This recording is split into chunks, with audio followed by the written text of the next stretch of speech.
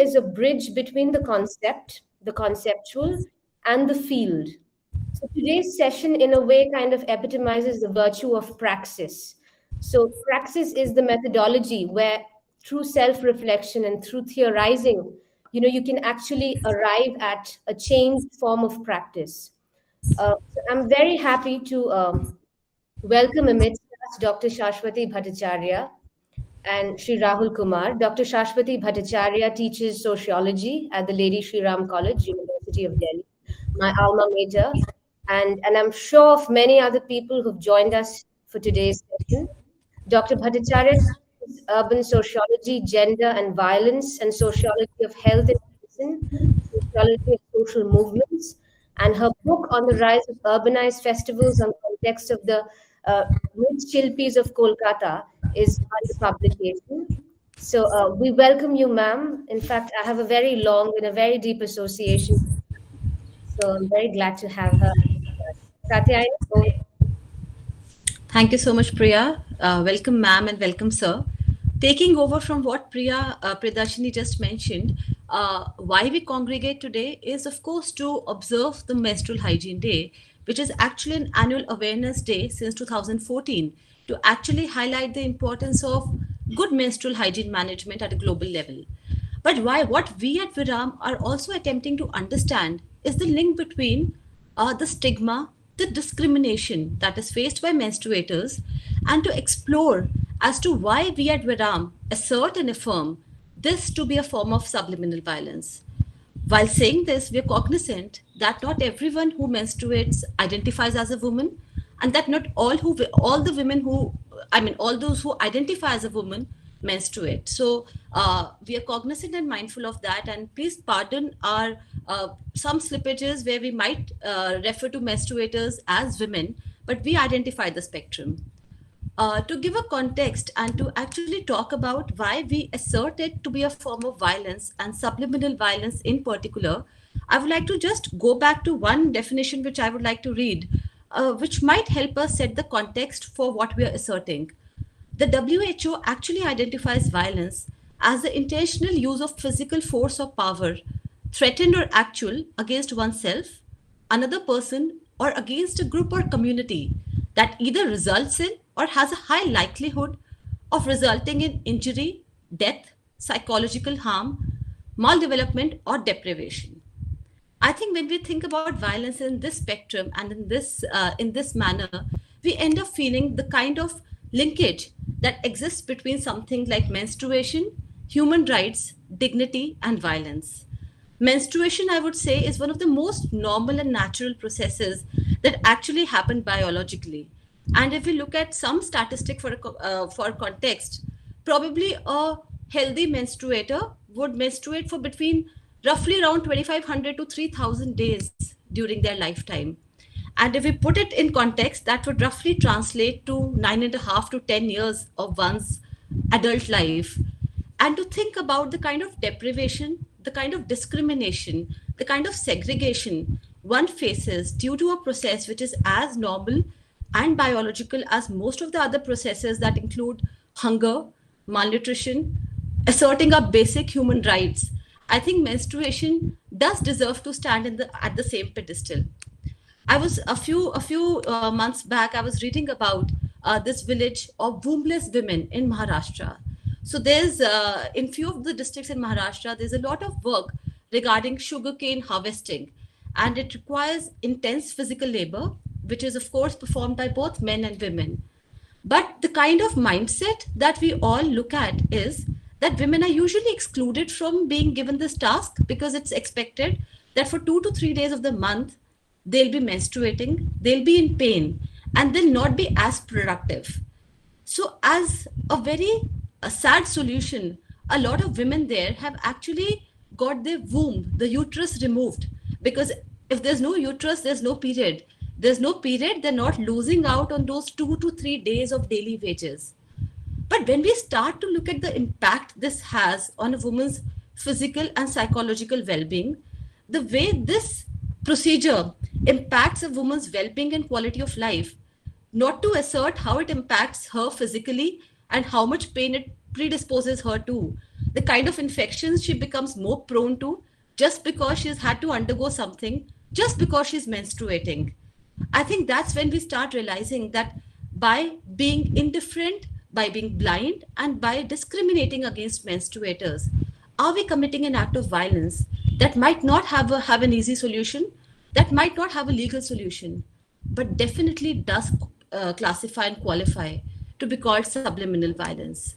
So, of course, as another thing that Priyadarshini mentioned about something as innocuous and normal as white towels or white PT uniforms, that's something that's been a long-standing, debate amongst all of us. That had men been menstruating, would the world have been a different place? Would we have looked at access to menstrual products? Would we have looked at talking about menstruation, addressing the taboos related to menstruation in a very different manner? And that's where we end up understanding it as a form of violence. Because just because something is gendered and it precludes any sort of a discussion regarding it, that ends up discriminating it and being classified as something which is a very latent form of violence. So I think this is what we at Viram are really looking forward to understanding from our esteemed panelists as to their experiences regarding the same. And yes, just again to assert, I feel menstruation, and we all of us at Viram feel that it's a matter of human dignity. And I think there's no gender associated with it. It's just a matter of human dignity. And we hope to assert that. Over to you, Priyadarshini. Right. So I think we'll start with Dr. Bhattacharya now. We'll have a general understanding of the conceptual ambit of these issues. Because, of course, at the end of the day, we do regard it as a human right. But, one can't simply be blind to some of the various complex social and cultural variables that also operate at the local level. So, without much ado, I think I'll just hand it over to Dr. Bhattacharya. And can just walk us through some of the conceptual terrain of gender and violence in context of menstruation. Ma'am, over to you.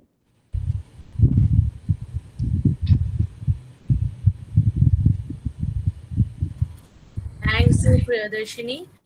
And actually, thank both of you, Priyadarshini and Katyayani. I mean, you've given a very, very lucid, context for the audience today, and I can see that you are at least you're clear in terms of how you're conceptualizing or understanding the effect and impact of menstrual violence. So thanks for that, and a very good beginning.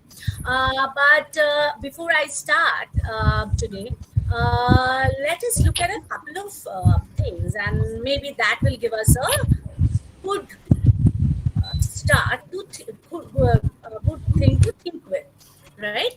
Okay. So yeah.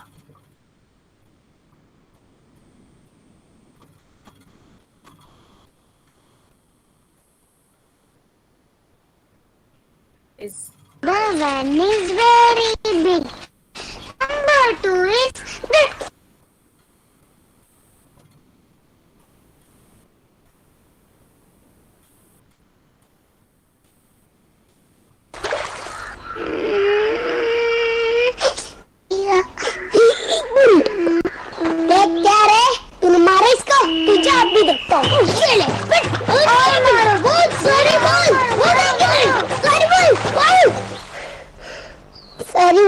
दाग लगने से अगर कुछ अच्छा होता है तो दाग अच्छे हैं ना सर्फ एक्सेल दाग अच्छे हैं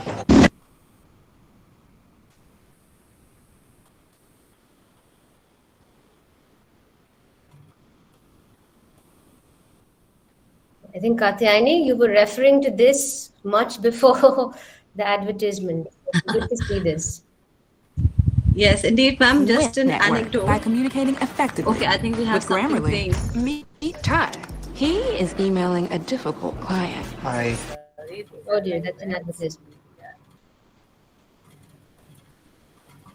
I think we should explore a few. Yes. Over to you, ma'am. Was just mentioning that a few years back, I think, during a conversation, I ended up penning something down, and my the entire article revolved around this very tagline. दाग अच्छे हैं. ताकि रात को पूरा आराम Yeah, और so सुबह हो ताज़ी you know ताज़ी. what I'm saying. All night from stay free. अब रातें Yeah. tension free. So I think the purpose is served for now. And yeah, so at least that is the beginning point. That while almost all stains are good, menstrual stains are not only ugly and shameful, they are ugly and shameful even within the privacy of home and the intimacy of the bed at night time, right? And hence all menstrual products from tampons to pads are designed to absorb fluid and odors, not to be visible through one's clothes. And no matter whether the advertisement use these days red instead of the blue gel or allows women to touch pickle, I mean the new whisper ad, in the end, the realities of closet violence of menstruation continue to affect women's everyday lived experiences in myriad ways, right? So for us here today, the big question is why and how such violence continue, and how also do we resist this form of persisting violence, and why so is also because the most significant aspect of menstrual violence is its invisibility, right? Its routine everydayness and the cultural sanctions it continues to enjoy. And I'm sure almost all of you will have at least more than a story to share in terms of how the cultures of menstrual violence have affected you individually. Okay, so and maybe you can do some of the sharing later, as Priyadashini has said. So what we can say is that as the most intimate and the most embodied form of violence, right, we must also understand that when we do activism, right, with even forms of activism and resistance of towards menstrual violence must also be interrogated in depth, lest our activism or resistance, our forms of activism might also perpetuate this invisible violence, which is much more dangerous. And I will, gradually explain why I am saying so, right? Now, so in the next few minutes, I would like to structure my understanding around three important aspects of menstruation, right?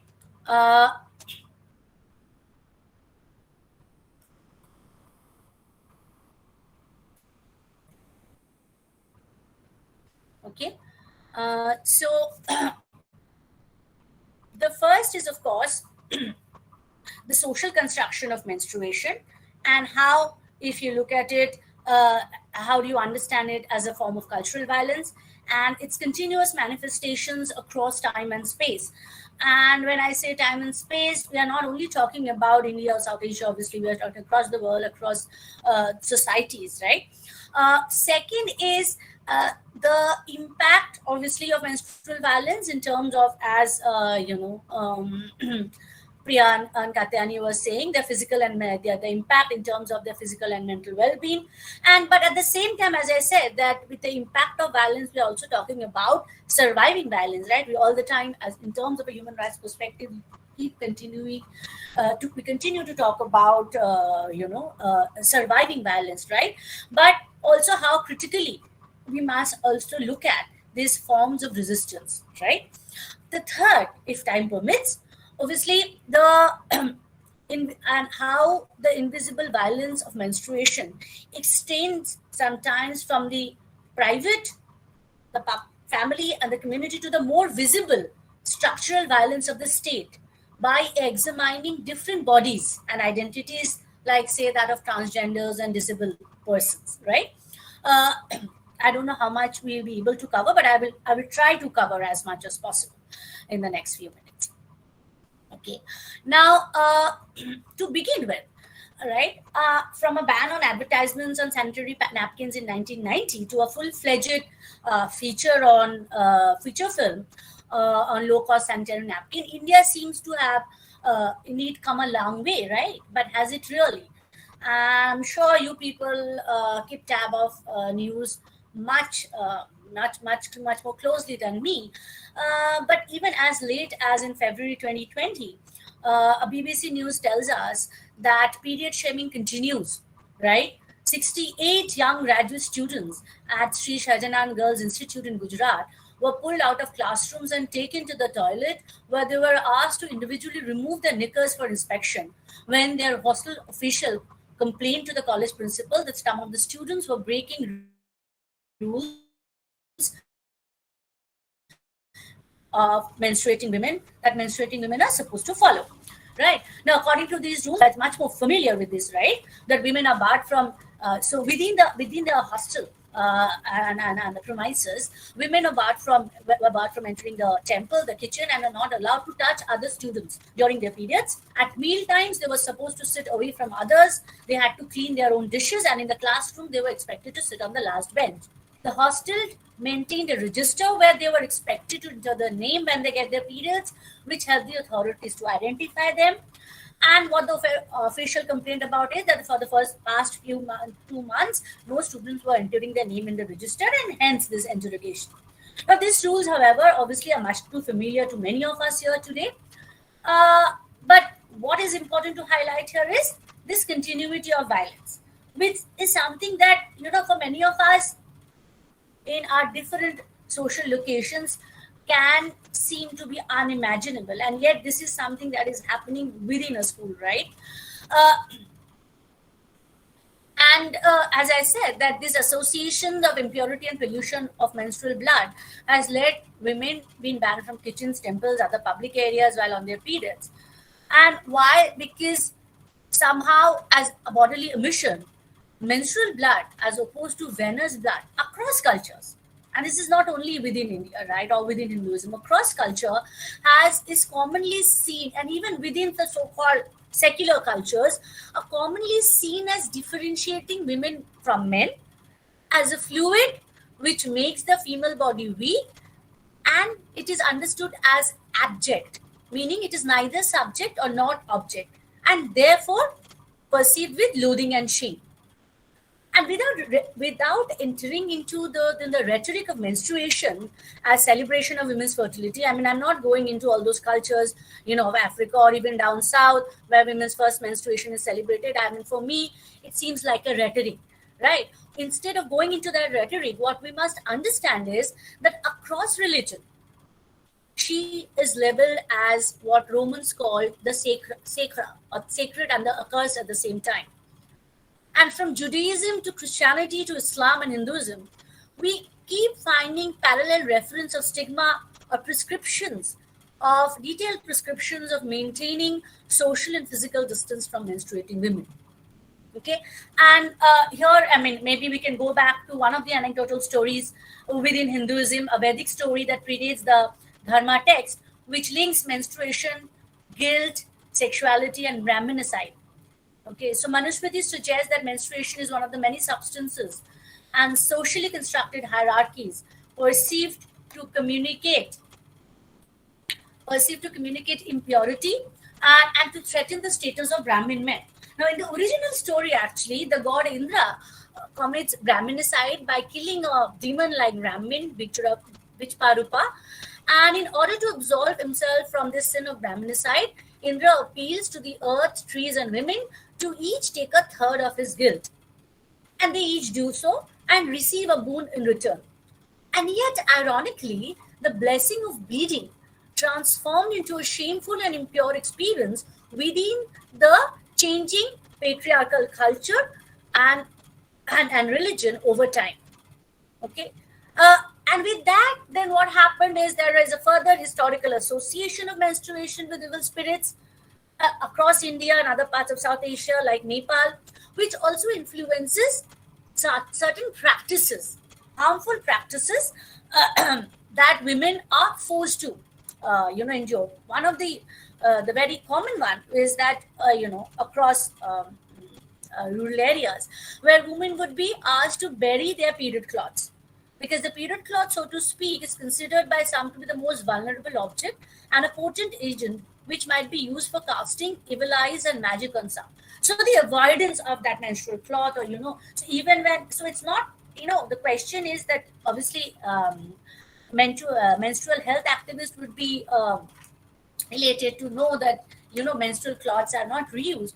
But when we interrogate into the reason of why it is not reused, it has nothing to do with actually protecting the hygiene of women, but has more to do with how women are perceived as dangerous. So, the very act and the act of burying this period cloth is not something that can be done in a daytime, or that can be done in an area where which is populated, right? So women have to go at night or find out secluded areas where they could bury this period cloth, which in itself is a dangerous act. And other than that, obviously menstrual women are also supposed to emit a body smell which has the power to turn the food bad, a very common understanding that we have been continuously we come across.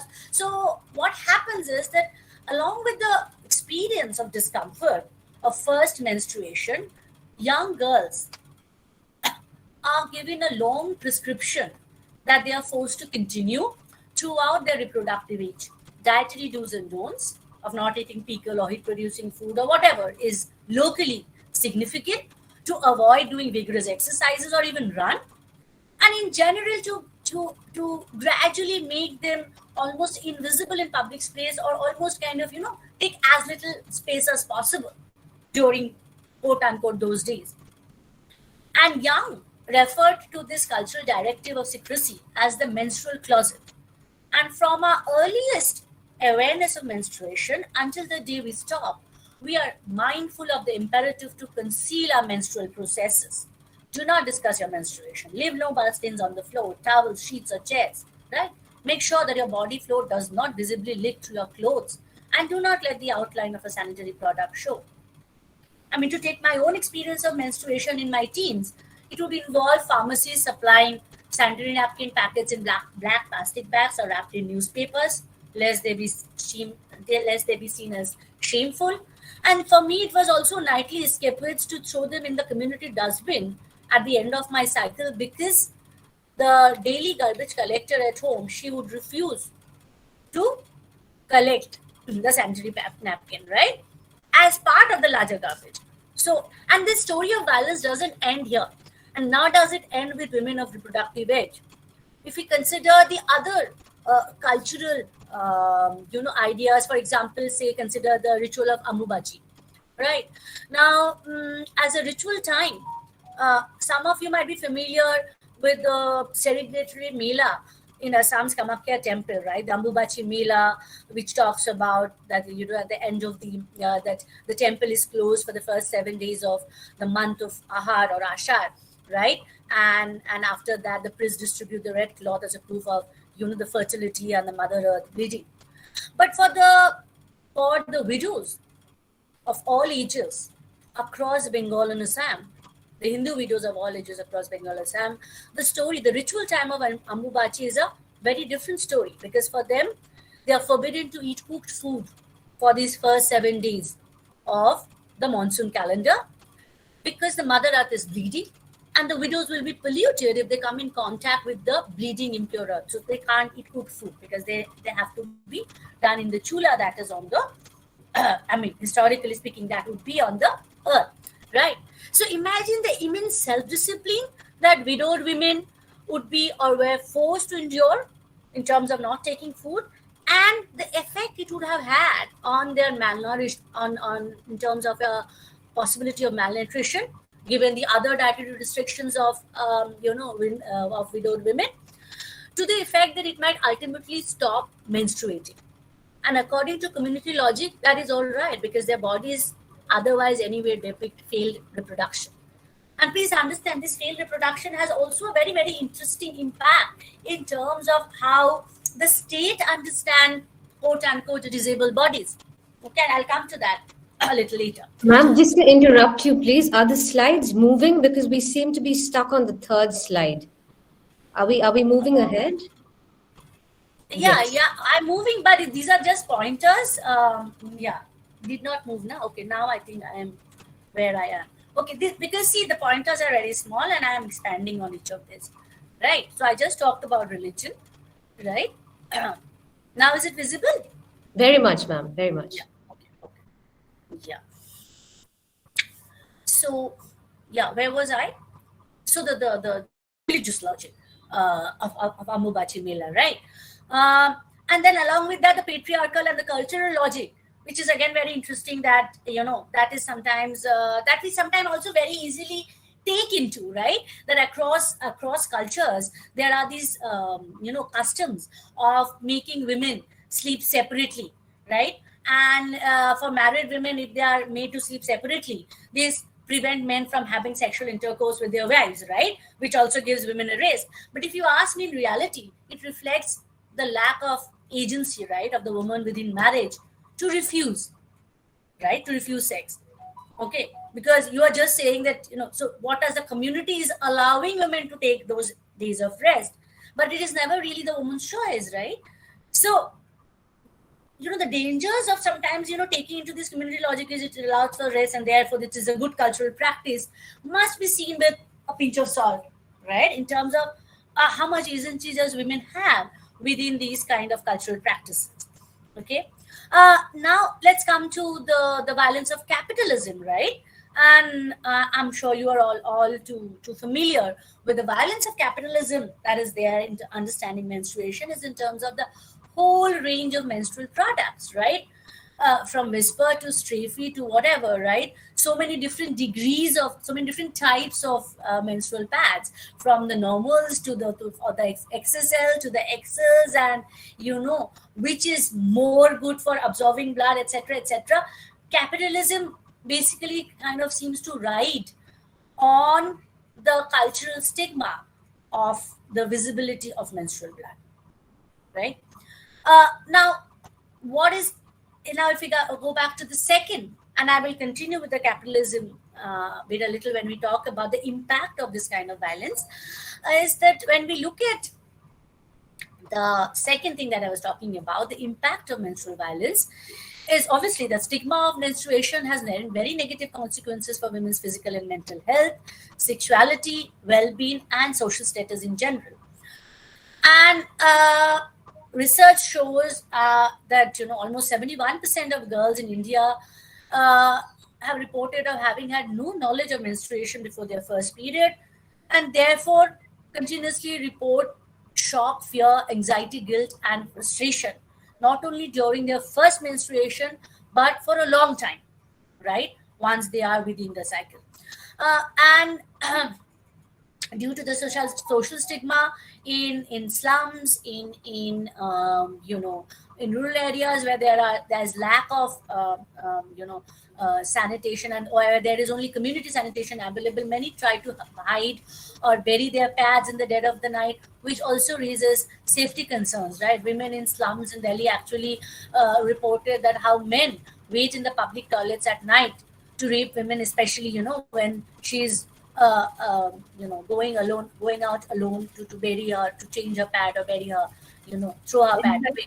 Ma'am, in fact, I'll just add here, Sir has done a lot of work in the rural areas, and we'll just, in fact, invite Sir as well, and Katyayani could even give us a brief introduction about the kind of Absolutely. work that he's done in his district, so that we can connect what you're saying to also the field, essentially. Yeah, so which is why I will not go into the field much. As I said, that there are people working in the field who are much more familiar with this numbers and these reports, right? Right, ma'am. So shall we just hand it over to Katyayani, and Katyayani, you can just introduce her, and then we can have a back and forth and make it sure. Otherwise, maybe I'll just finish without going into I'm not going into the numbers. I just want to highlight some of the association of health, and maybe then Rahul can come and kind of take from there. Absolutely. Yeah. So basically what I was trying to say is that, this absence of a conversation obviously has a huge impact on menstrual hygiene management facilities, which I'm sure Rahul have been working on. But other problems of menstrual, miscommunication is around anemia, around prolonged or short periods, infections of reproductive tracts, and obviously the psychological problems of anxiety, embarrassment, and shame. right? And the cultural stigma is so much so that even before their first experience with menstruation, girls already believe that menstruation is accompanied by physical discomfort, increased emotionality, and mood changes, right? And I will come to the part of capitalism later once Rahul comes in here. Thank you so much, Want ma'am. to come in here, right? So I'll stop for now and then I'll pick up later. Thank you so much, ma'am. Wonderful indeed to have gone through your perspective and such a rich cultural, academic perspective on menstruation and the various taboos faced. So I'll just take over and introduce Rahul Kumar, sir.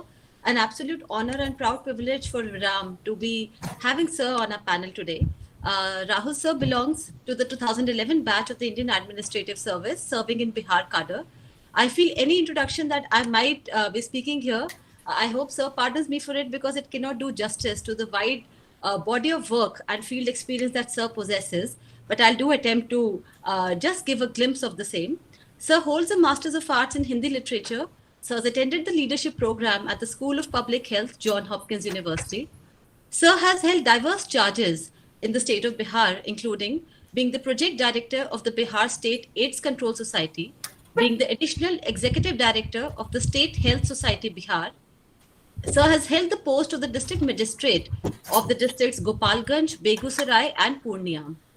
At present, Sir holds the charge of the Chief Executive Officer, Bihar Rural Livelihood Promotion Society, the Mission Director, Jal Jeevan Haryali, and the Commissioner, Narega. Sir has been a recipient of multiple honors and awards.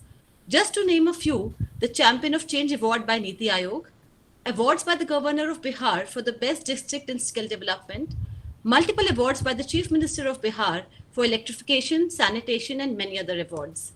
We are literally privileged and honored to have you on board with us, sir, today. Something, just a bit of a context regarding a very recent article that sir talked about the menstrual hygiene management plan.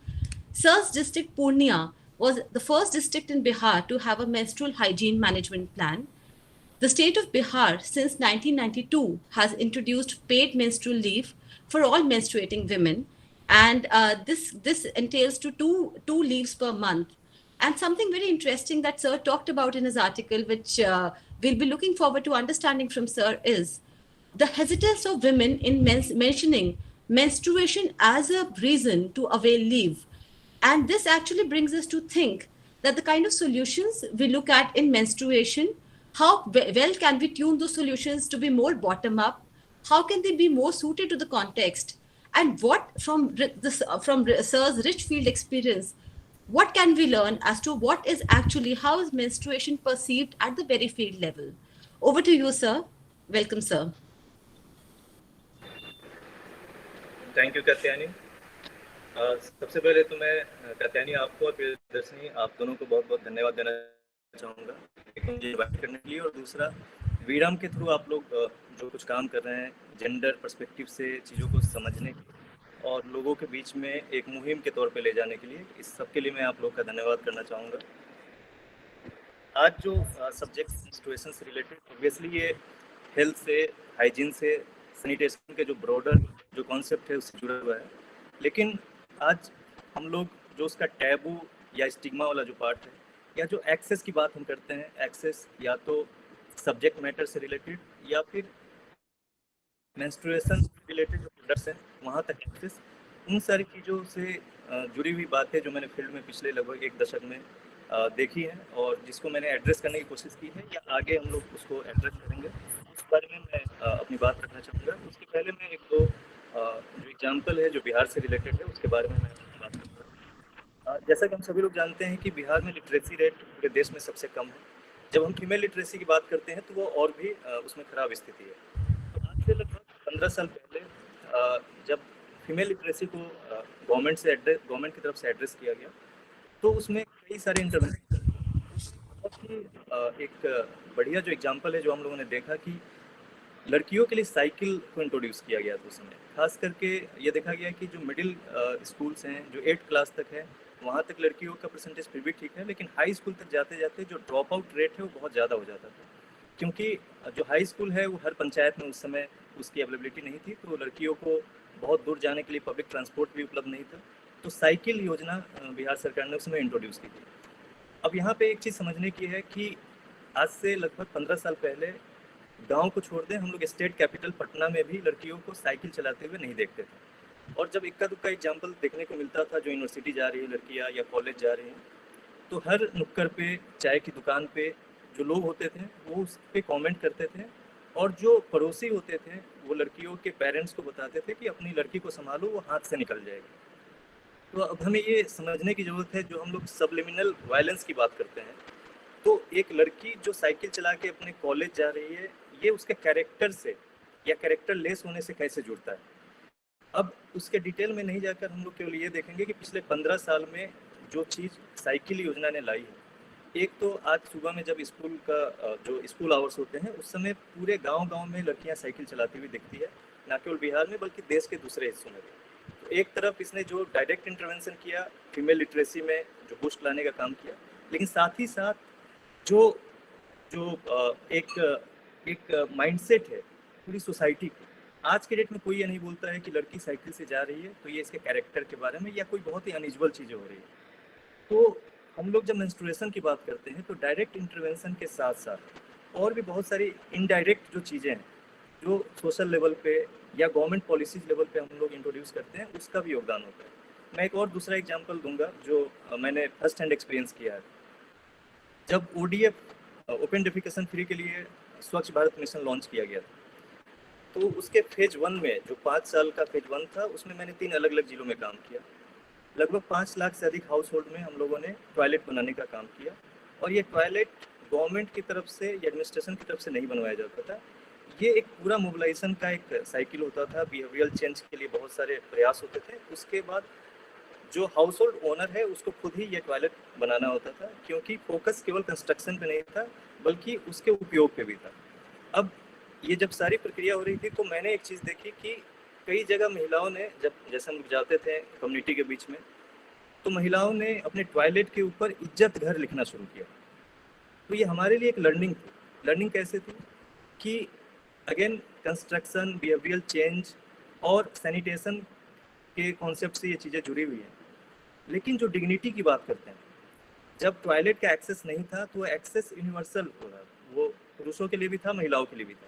अगर गर्मी है, बरसात है, तो बाहर जाना, खुले में शौच के लिए जाना जितना महिलाओं के लिए मुश्किल है उतना पुरुषों के लिए भी मुश्किल है। तो हमने ये समझने की कोशिश की कि डिग्निटी, इज्जत घर क्यों लिखा उन्होंने।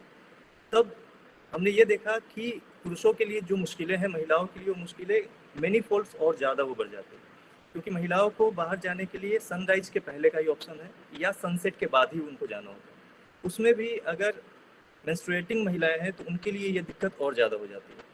तो जब हमने ODF कैंपेन के दौरान टॉयलेट प्रोवाइड किया तो ये केवल सैनिटेशन से जुड़ा हुआ नहीं था बल्कि डिग्निटी से भी जुड़ा हुआ था। तो महिलाओं के साथ तो हमने इन सारी चीज़ों को जब देखा, तो पूर्णिया में जब हम जो आपने अभी कहा कि बिहार का पहला जिला था जो MHM menstruation hygiene management plan का रोड मैप बनाने वाला पहला जिला था, तो इसकी शुरुआत हम लोगों ने 2021 से की थी।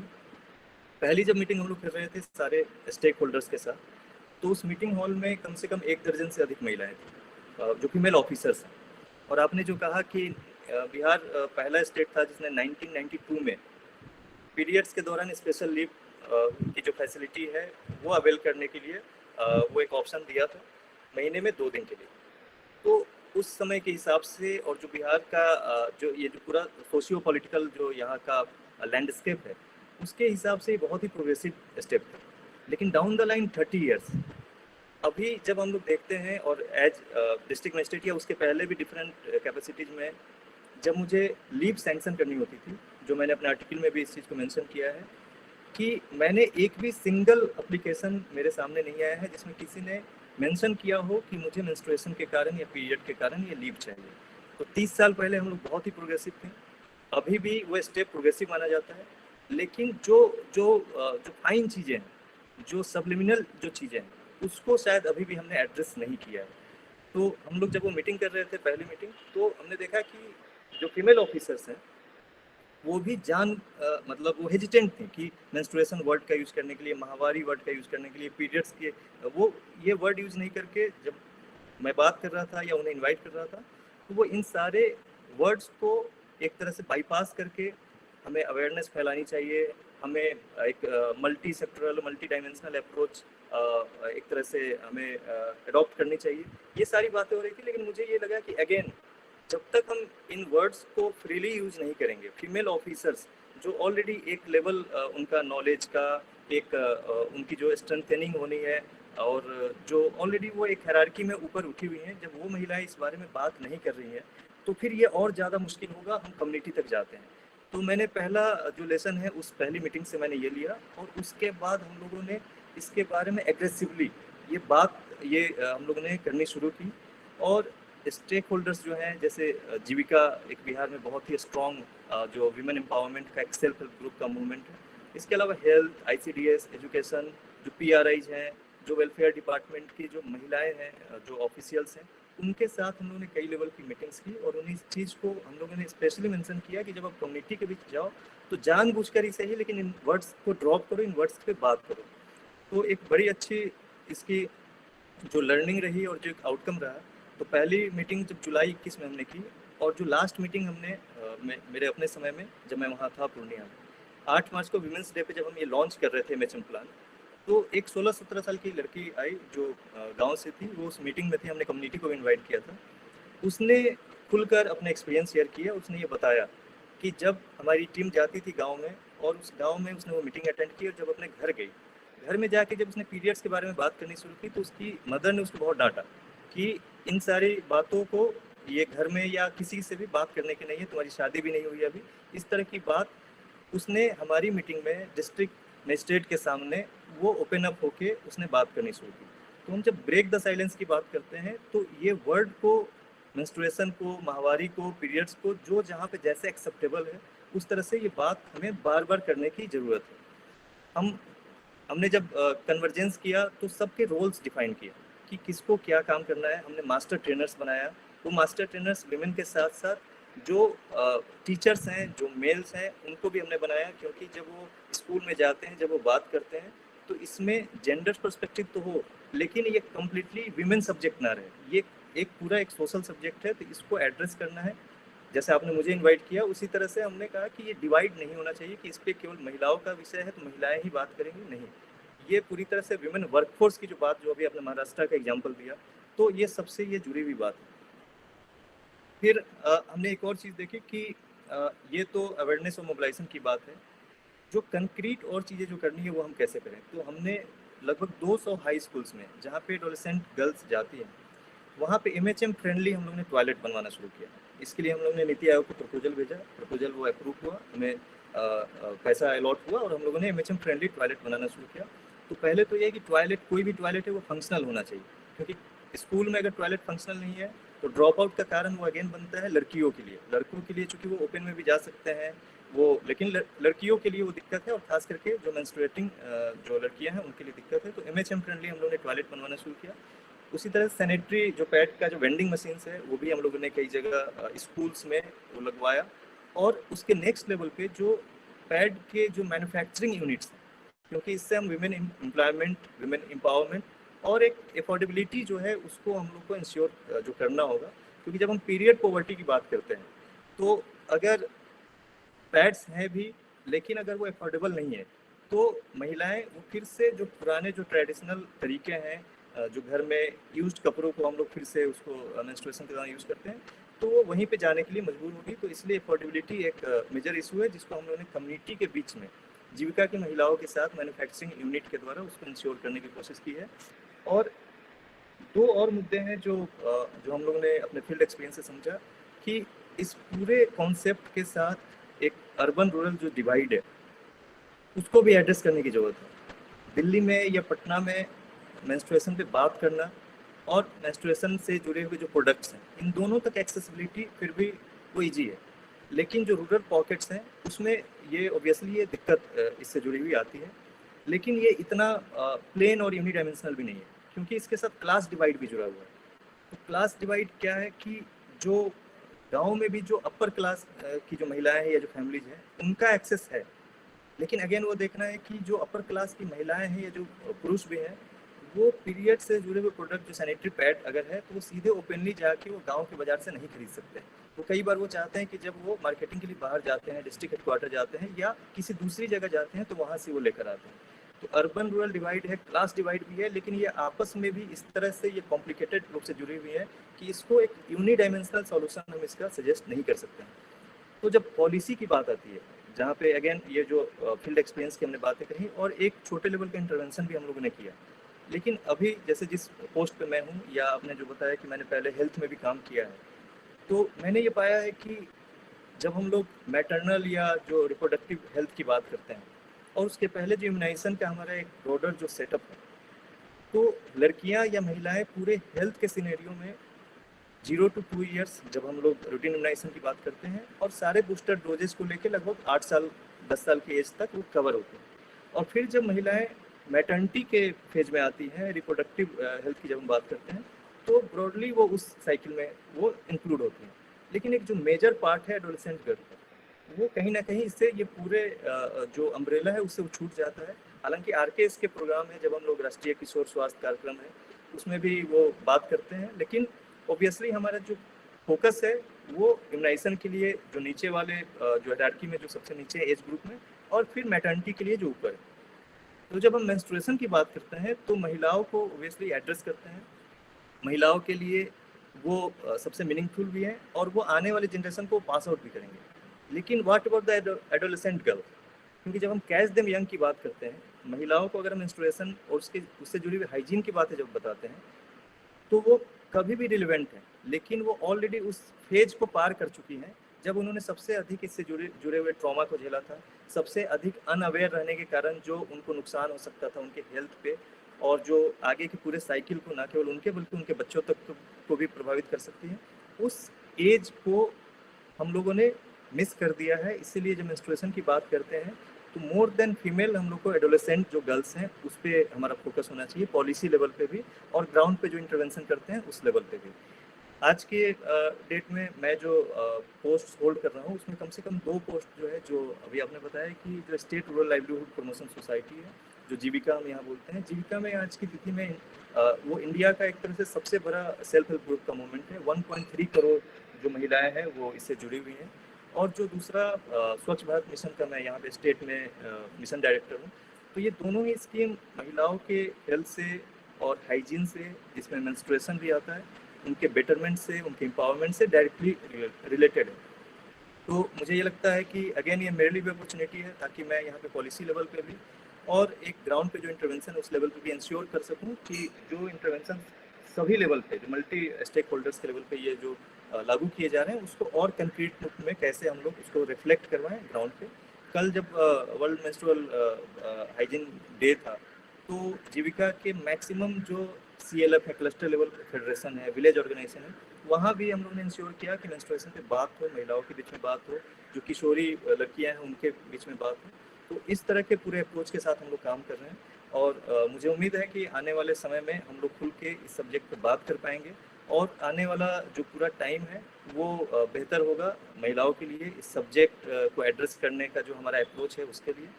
तो इतनी बातें करके मैं उम्मीद करता हूँ कि जो आने वाले सवाल होंगे, और मैं थैंक यू बोलना चाहूँगा सरस्वती मैडम का भी कि आपने अपने जो एक्सपीरियंस के साथ जो चीज़ें सामने लाई, हमारे लिए भी बहुत सारी चीज़ें, चूँकि हम एक्सपर्ट नहीं हैं और हम लोग जो देखते हैं वो एक आउटसाइडर व्यू है, तो हमें भी कई सारी चीज़ें सीखने को मिली।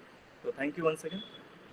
थैंक यू सर, आपने काफी खूबसूरती से और बहुत सटीक तरीके से इतने सारे कॉम्प्लेक्स इश्यूज के ऊपर हमारा आप फोकस लाए हैं sir, many thanks for that. In fact अभी हमारे amidst us is also another sort of a keen social activist as well as thinker. मैं इशिता को भी invite करूंगी to be a part of today's conversation. So just to give all of you a brief introduction about Ishita Bagchi. Ishita Bagchi is a member of Viram. She's a policy consultant. She's a published writer. And she's represented India as a young speaker at the South Asian Youth Summit, organized by the Youth Advocacy Nepal and Action Aid. In fact, Ishita is currently running a social media campaign, which is referred to as My Red Story. So I think we'll also like to hear from Ishita about her experiences and whether she can, tell us a little bit more about how she has essentially understood the issue about menstruation through her prism. Go ahead, Ishita. Hello, everyone. Hello, sir. Hello, ma'am. It was really great hearing you speak about the ground realities and also highlighting the complex issues. One aspect that I would really like to highlight, which also my campaign focuses on a lot, is the fact that there's no national legislation and no data track record for menstruators who are not women.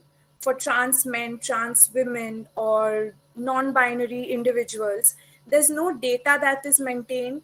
Officially, there's no data record. We know that there's NFHS survey, there's NSSO, there's PLFS, and a lot of other surveys that cover a lot of aspects, if not directly related to menstruation, in some form, in indirect form. Even that is not sufficient. But we still get some level of data when it comes to women and adolescent girls.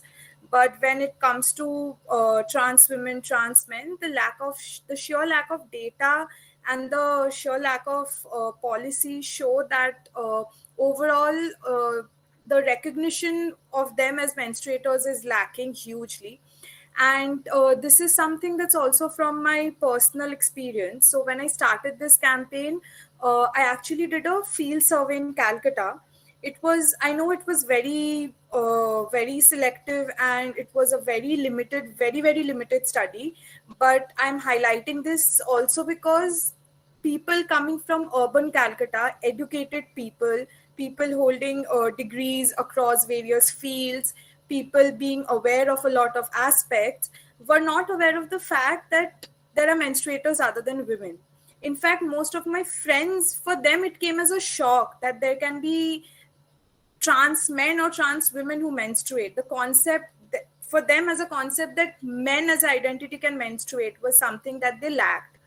And this was, for some, it was easy to break this notion for them through various studies and reports that I shared with them. But for some, the rigidity was so strong, despite having a good education background and despite being aware individuals. It was really surprising to see how most of us ignored this crucial aspect, given how these people also belong to one of the most marginalized communities. So these are certain aspects that I thought was really important that needed to be highlighted. So that is when I gradually started this. It was and is still in a very nascent stage. All that I've been able to do is try to meet some stakeholders in Calcutta to do something about the fact that at least try and include extra toilets or options for transgender, so that when they need, they can access. Because a lot of times they suffer from the discrimination or the stigma whenever they are going to use the public toilets. Out of fear, most of them don't even use.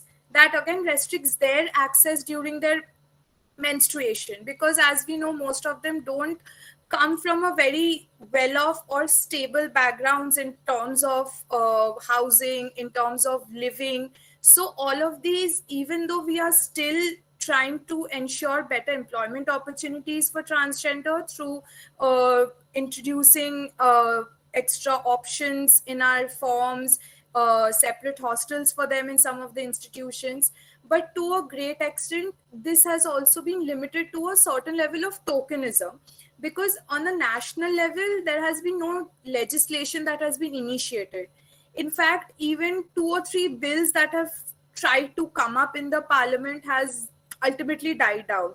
In 2018, when Shashi Tharoor introduced a bill on menstrual health, it covered a lot of these aspects, especially menstrual health, waste management, and the fact that menstruators other than women need to be included as a major part of it.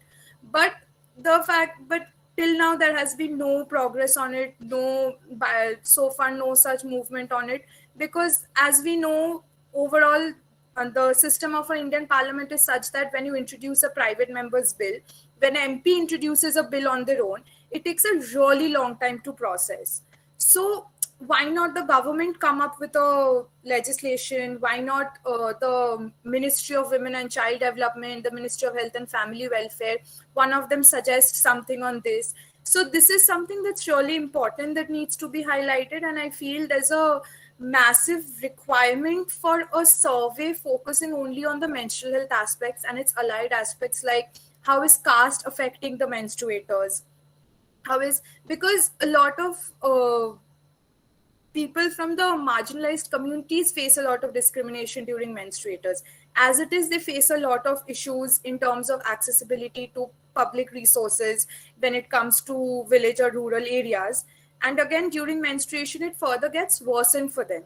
So, keeping all these things in mind, I think there's a massive need for an umbrella legislation, as well as a national survey that will cover all of these aspects under one head. Just like we have labor survey and surveys concentrating on specific topics, I feel it's really important that that an intersectional menstrual health survey becomes a part and parcel of the data trends that we see and that the government does yearly basis.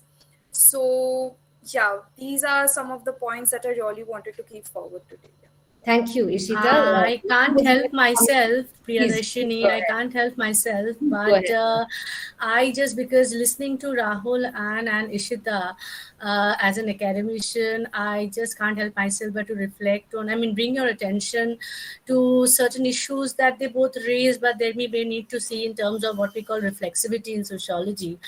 Right. Now, Rahul was talking about the rural-urban divide and the seeming, I would still say, the seeming acceptance of, menstrual health and hygiene within the urban population. And I still say seeming because that seemingness is somewhat false, because as has been confirmed by what Ishita has just said, right, about the invisibility of the trans issue.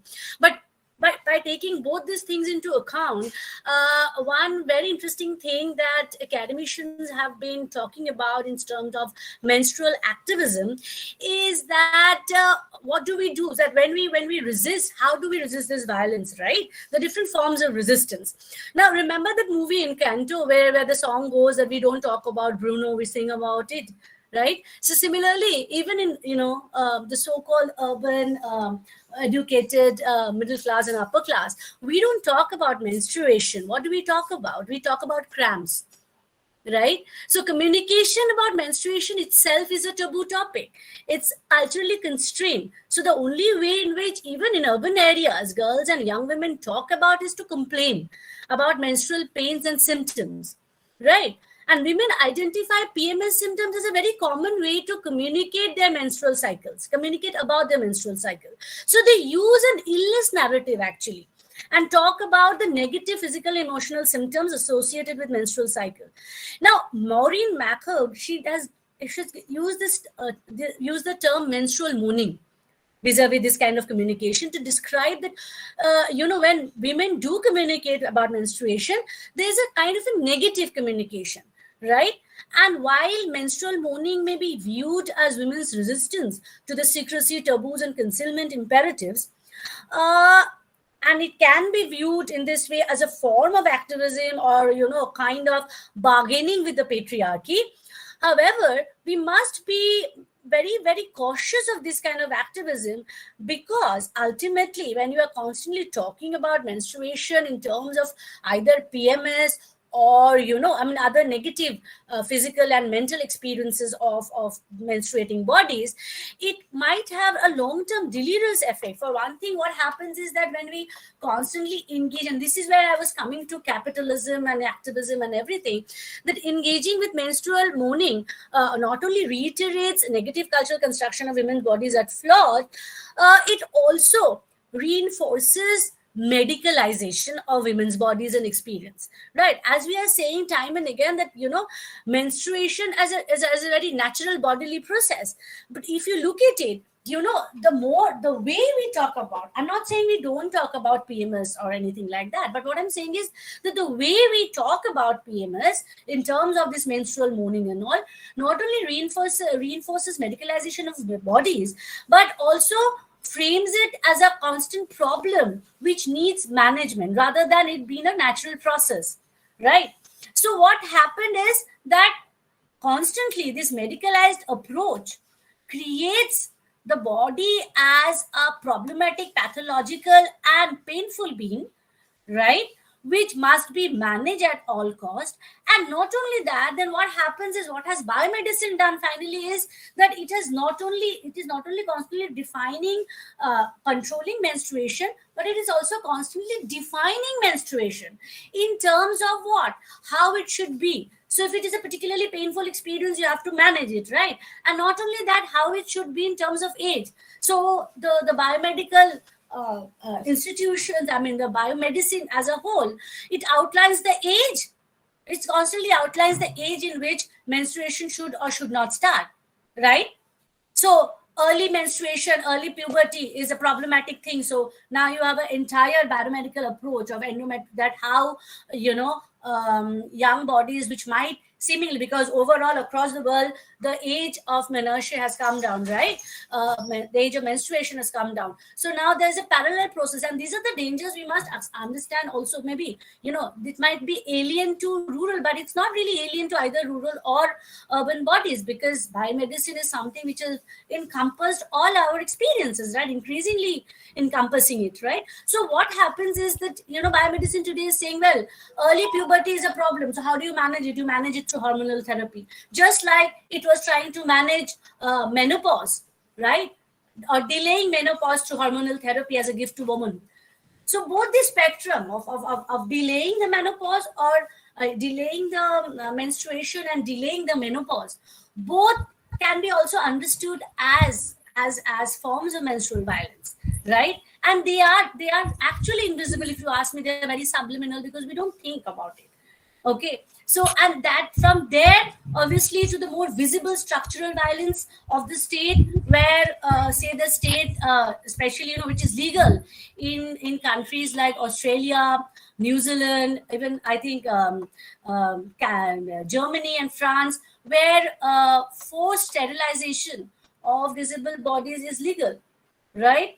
So non-consensual sterilization of women and girls with disabilities is legal, and yet it is obviously the most extreme form of coercive intervention. And to the effect, why? Because again, women's body are understood to be, or disabled women's bodies are understood to be mentally and physically incapable of meeting the gendered norms, of concealing their menstruation or control their sexuality or manage their fertility. So what do? The state assumes the responsibility. Why? Because the state thinks that even for the caregivers, it is a waste of labor time, right, to manage menstruation. Okay, so when we look closely, we will see this routine practice of violence in all kinds of spaces, from institutional spaces to our private spaces to our everyday language with which we understand this, right? Absolutely. I think, Katyayani, a fundamental fact. And the other thing is, like, I'm sure, I don't know whether, if you ask your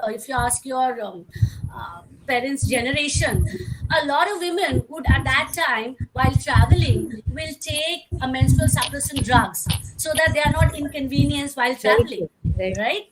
And these are what urban women do. Like, so we converse about menstruation, but what are we doing ultimately with it? It's still shrouded. That's exactly what you... In fact, ma'am, one important takeaway for all of us here, that whatever that you said for the last 15 minutes particularly, is that even field level interventions have to be very cognizant about the unanticipated effects that may take place through, let's say, a certain kind or a form of activism.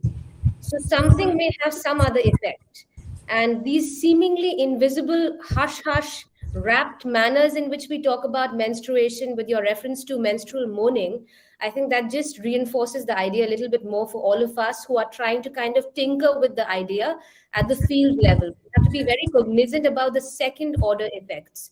So now I'll hand it over to Katyayani, because I think we have a few questions and we'll have to wrap it up in 10 minutes. Yes, ma'am. So now now we are open for questions. Please feel free to ask questions. I'll just start with one of the questions from our YouTube viewers. After this question is answered, we can have our viewers here unmute yourself. Ideally, please, if you can, switch on your video. Please introduce yourself and please go on with the question. So the first question is Upendra from our YouTube viewership. How can we address the issue of different stereotypes and stigmas that are being carried by different stakeholders involved in policy making and interpretation? This is in context with Sir's reference to the field level implementation of the menstrual hygiene plan. He mentions that, like Sir talked about, how we asked women stakeholders to talk about it. But what about the male stakeholders? As they are major stakeholders in these making and implementation of these policies.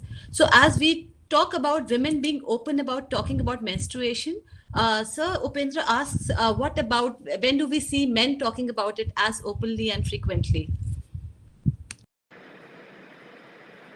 Thank you Katyayani.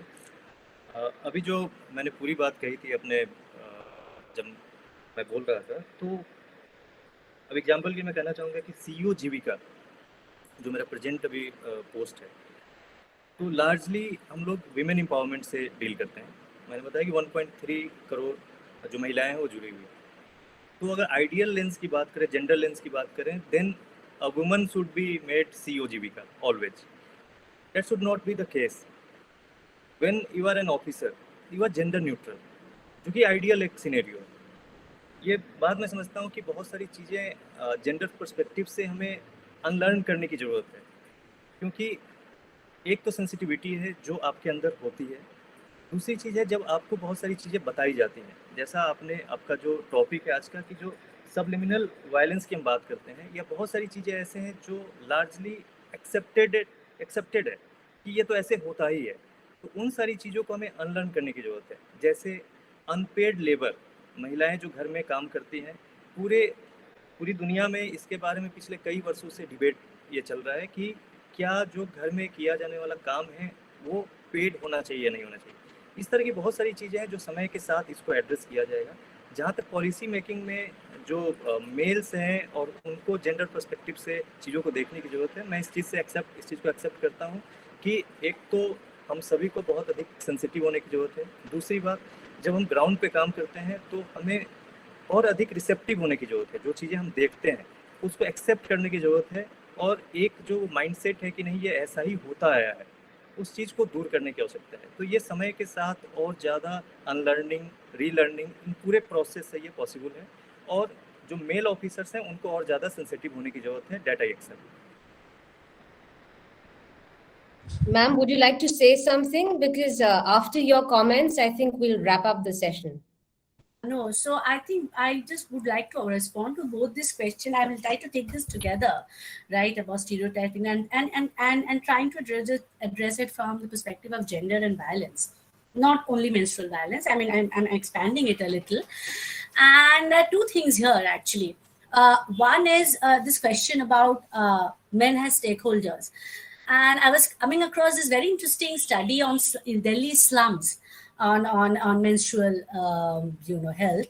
Delhi slums, but I think that there's an NGO called they've done a project called Dostra. Anyway, I might be wrong with the name of the project, but I was looking at some very interesting case studies from there, where one of the most important resource in slums are in these jhugri jhopris are water, right? Water is a very, very scarce resource in these areas, and what happens is across women from, because these Delhi slums are populated by women from different socio-cultural background, right, from different parts of the country. Now, no matter what kind of context as this rural context as these women are coming from, that whether in their rural areas they were using reusing cloth or not, when they are here in the slum, they are somewhat forced to use cloth only one time. Okay, why? Because of lack of water as a resource, though their cultural norm is actually to reuse that. Okay, because of lack of water and lack of sunlight, they would be using the menstrual cloth in a day one time and throw it away in the common community dustbin. Now, from the perspective of menstrual hygiene management, it is a very good practice, right? But it doesn't take into account the kind of familial management it takes in the context of these women. So what happens is that these women source, now how did they source the old cloth from? They source all these old saris from the places, as you know, where they work as domestic helps, right? And one of them says that given the harsh weather conditions in Delhi, the saris get worn very quickly. So you have a supply of old cloth, and men actually come in. This is where it was very interesting to look at as men as stakeholders. So what men would do is, given that they are living in these houses which otherwise don't lack there's no privacy as such.